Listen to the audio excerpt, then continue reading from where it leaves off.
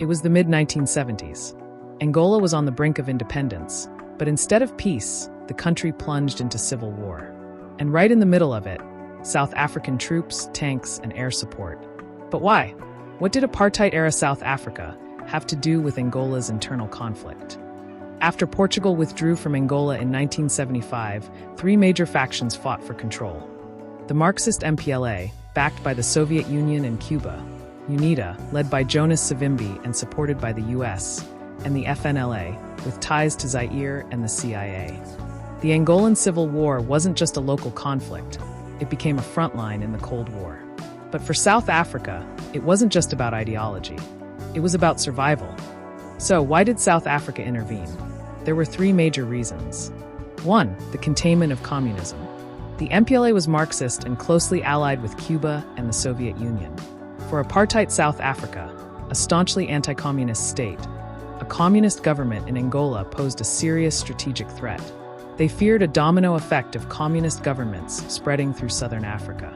2. Support for UNITA. South Africa viewed UNITA as a more moderate ally, despite its own authoritarian nature. UNITA also opposed SWAPO, the Namibian liberation movement that was fighting against South African control of Namibia. By backing UNITA, South Africa could fight two enemies at once. 3. Creating a security buffer zone. A stable, friendly Angola meant a buffer zone between South Africa and its enemies. Angola's border with Namibia, then Southwest Africa, administered by South Africa, was a major concern. The South African Defense Force hoped that by toppling the MPLA, they could prevent SWAPO from using Angola as a base of operations. In late 1975, South Africa launched Operation Savannah, a covert military invasion that rapidly pushed deep into Angola. At first, things went well. South African forces reached within striking distance of Luanda, the capital.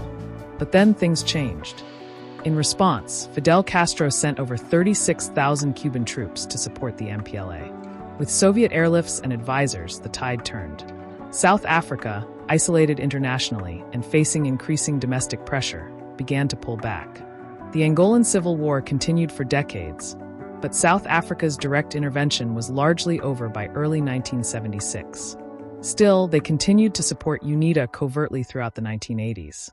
The war in Angola helped shape the politics of Southern Africa. It drained resources, internationalized African conflicts, and ironically, helped bring down apartheid. Why?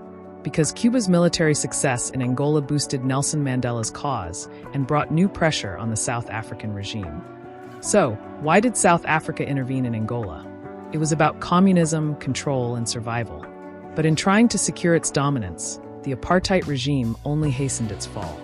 History has a way of flipping the script. If you enjoyed this video, don't forget to like, subscribe, and click the bell icon for more Cold War history from Africa and beyond. Drop your thoughts in the comments.